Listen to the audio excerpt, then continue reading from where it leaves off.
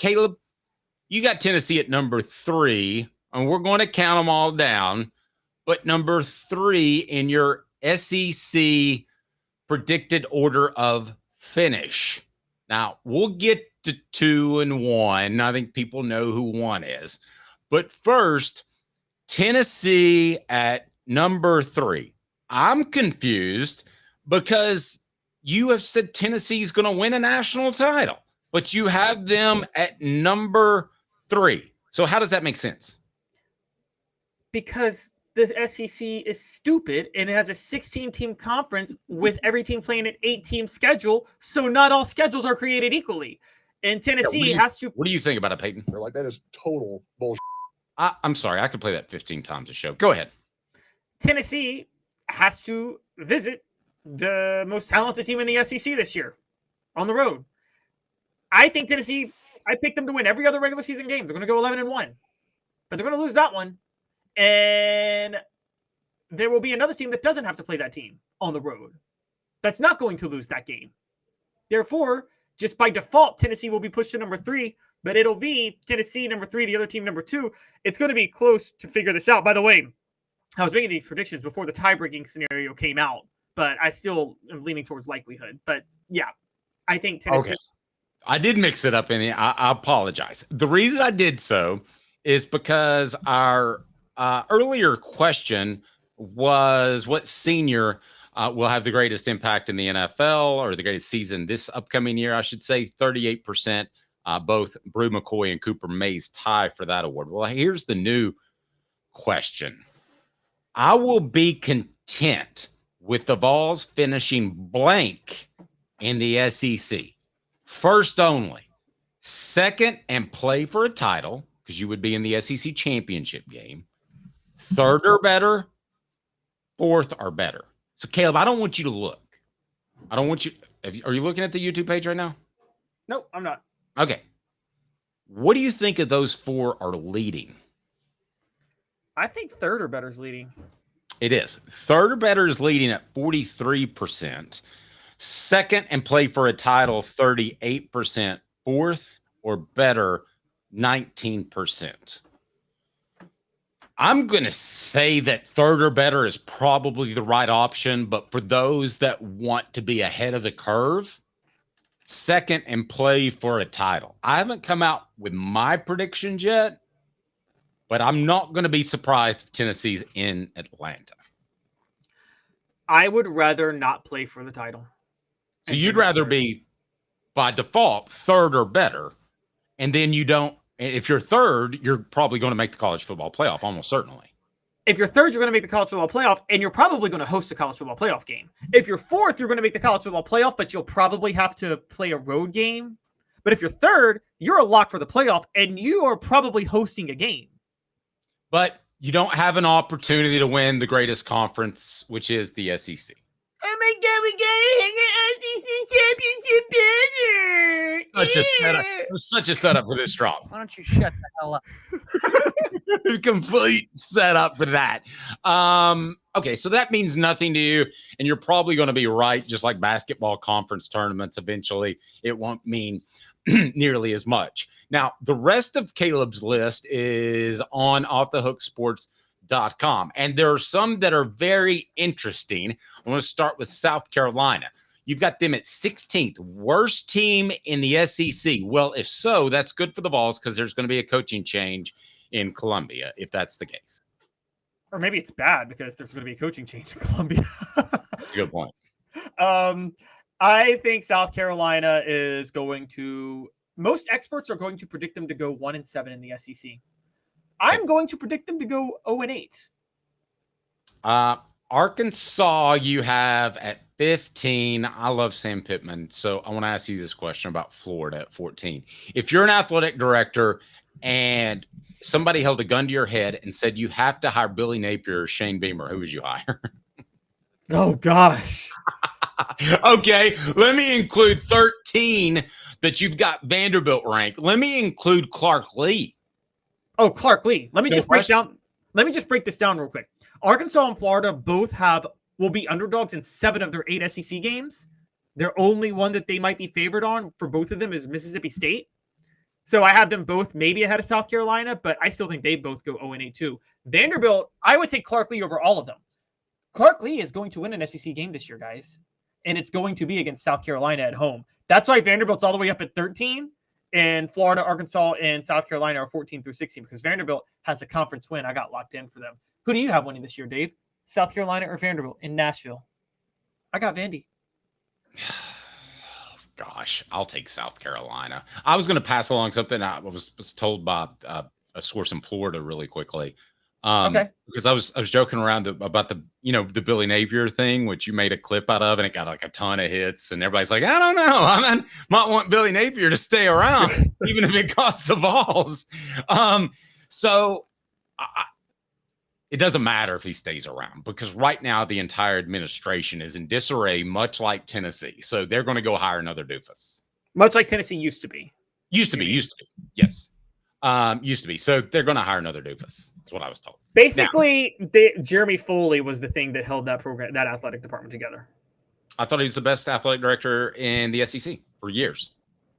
Yeah, he was. And you know what he would do if you didn't do your job? He'd fire you. Fire you, eh? And by the way, he wouldn't even care if it made him look bad. He put himself out front. He's like, yeah, I screwed up with the Ronzo hire. Yeah, there was some softball coach that had like 3 years on a resume and still did okay, had a decent season. Boom, he fired her because it wasn't good enough. I can't remember her name. All right, so then we get to teams that really matter, and you've got Oklahoma low. I would agree that you and I agree on Oklahoma that Venables had a nice little run last year, but that's not going to stick. Now, Missouri at 11. I'm just going to say Oklahoma's going to finish number 12. They're staring 2-6 in the SEC dead in the face. I agree. Missouri might be the two next programs you have. Which is the tougher to predict, Missouri or Mississippi State? Well, I'm going crazy on Mississippi State because Mississippi State's number 10. I guarantee you most people have them 15 or 16. I think Mississippi State is going to beat Missouri, Florida, and Arkansas. They get all three of those games at home. And Jeff Levy, I'm telling you guys, you are sleeping on him. This dude is maybe the best offensive mind in the SEC now, and that includes with Josh Heupel and Lane Kiffin in there. Well, he's not that, but he's going to have to do it at Mississippi State, and that's not easy.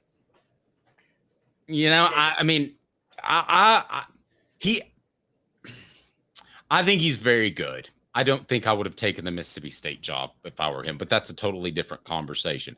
Kentucky at number 9. Yes, I think Kentucky is actually more dangerous than these other teams because Kentucky, look, I think they actually have the match they need now for their offense. Mark Stoops' defense is going to be fine. You and I both agree. Mark Stoops, his defense is always going to be set, right? It's the offense that's – Yes. And isn't it funny how I think Kentucky 9, and that seems low because it just still doesn't seem like Texas and Oklahoma should be in the SEC. They're two more teams. But 9 is middle of the pack in the SEC now. I know. It's bizarre. Now you have Texas at number 8. I just wanted to say Bush Hamden and Brock Vandergriff are – Bush Hamden running the West Coast offense. Brock Vandergriff was a 5-star, known for his accuracy and quick release, which is epitome of the West Coast offense. You got your offense coordinator and quarterback match. That overcomes a lot of talent disadvantages, guys. Okay. Texas at number 8. That is astonishingly low compared to most people. Why? I think Texas is overrated. I've said that for a while. Now, let me be clear. Texas is where we reach everybody from Texas up is going to be a college football playoff caliber team. Every single one of them, all 8. They're all going to be in the fight to get there. So is your tier the number 1 team, which we know is Georgia? And then there's a second tier of 7 teams? There's a second tier of 7 teams that will range from 6-2 to 7-1 to even 4-4. Yeah, and I think Texas is going to finish 4-4. Okay. Auburn, you give them a little bit of credit if they're the 7th best team in the SEC, and because I know you don't like Hugh Freeze, that would be a step in the right direction for Freeze. It depends what happens a lot of times in that Alabama game, and you've got Alabama at number 6. Yes. Now, hear me out with this. Now, Auburn, by the way, is going to, if the Iron Bowl was in Auburn, I'd actually be higher, but because it's in Tuscaloosa, that won't happen. Alabama is going to be, they will be the 1-3 loss team in this year's college football playoff. They're going 9-3. You heard it here first. They're going 9-3. They're losing at Tennessee. They're going to lose to LSU, and they're going to lose to Georgia. Matt brought up a really good point. Texas has lost its top 2 tailbacks to knee injuries for the season. And I just want to tell you that when you lose 2 people at the same position, it does affect your preseason practice. So, I mean, you're not only scrambling to find another player, you're having trouble giving your defense the best looks possible. So that's bad. I mean, you don't want that to happen. All right, Ole Miss in at number 5. My goodness. Ole Miss, to me, could be 1 or 10. This is the toughest team to predict.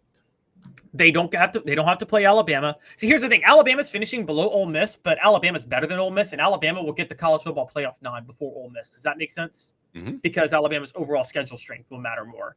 Ole Miss they'll lose to Georgia, but they get a very favorable schedule most of the time.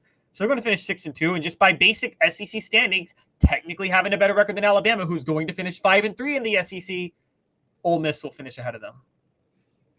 Okay, so we are at the top 4. The top 4, which includes Tennessee, is brought to you by Medicare Misty, licensed in over 40 states. So if you're watching, she can probably take care of you. No charge for her services. Medicare Misty, support our sponsors. That's why we're here. The top 4 in 30 seconds. 19 years this year. I've been in the community since 1993. You're getting a lot of information. Unlike when you were working, they made the choice for you. Now you have to make the choice. Come to us and let us help you make it easy. Call Medicare Misty, MedicareMisty.com or 423-777-5577. Let us help them sleep at night. And we call her Medicare Misty. All right, Caleb, break down your top 4. Texas A&M at 4, Tennessee at 3, LSU at 2. Did either of those 3 truly challenge Georgia in your mind? No, nobody's really truly challenging Georgia. Texas A&M, though, is – because people are going to ask me about this. Because I have Alabama at 6 and Texas A&M at 4. Texas A&M is my other surprise team in the SEC. I think Texas A&M is a college football playoff caliber team. They will finish 9-3 and 6-2 in the SEC because of a favorable schedule again. And so, yeah, I got them at number 4. And then, yes, Tennessee at number 3. They will finish 7-1. Again, very favorable schedule. The key will come down to them beating Alabama. LSU, not as favorable of a schedule, but I think LSU is going to end up beating Alabama. And I think Brian Kelly's got things right. And so I think there's a possibility LSU has an undefeated regular season.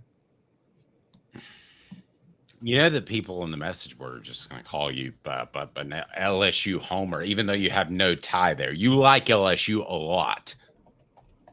Yes. Guys, if Brian Kelly had his defense together, LSU's winning the national title last year. Yeah. Okay. In 2 minutes, the SEC tiebreaker. And by the way, yes, Georgia's going to beat LSU in the SEC championship game. That's how this is going to work out.